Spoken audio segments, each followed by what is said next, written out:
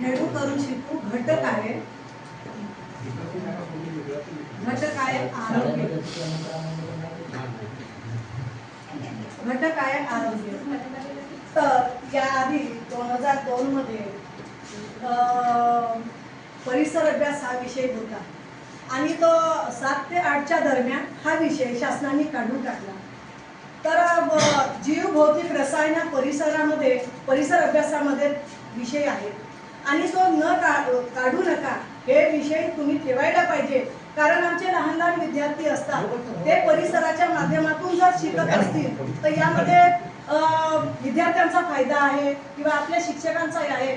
म्हणून मी 2008 मध्ये तो विषय बंद झालेला होता, पहिले होता आणि नंतर बंद झालेला होता. तो आम्ही समिती सगळे मिळून आम्ही तो विषय पुन्हा आणला. तर यामध्ये खेळू करू शिकू हा इयत्ता 2री मध्ये विषय आहे आणि इयत्ता 2री मध्ये आरोग्य हा पाठ मी शिकवणार आहे.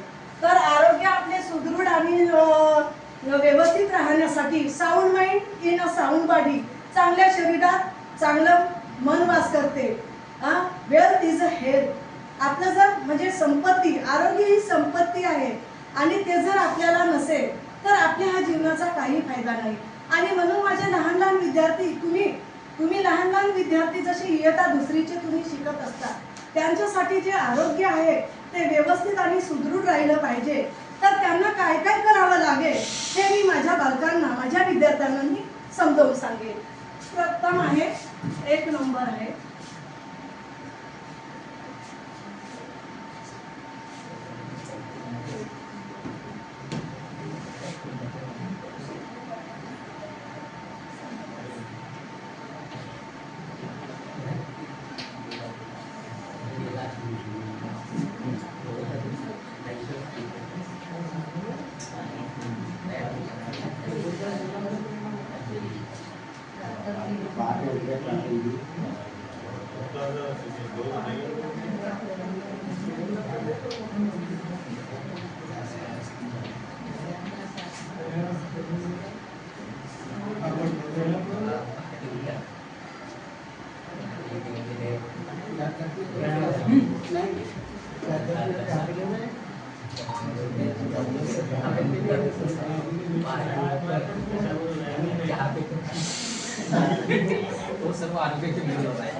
हा एक पॉइंट सांगते मी. पहाटे उठणे.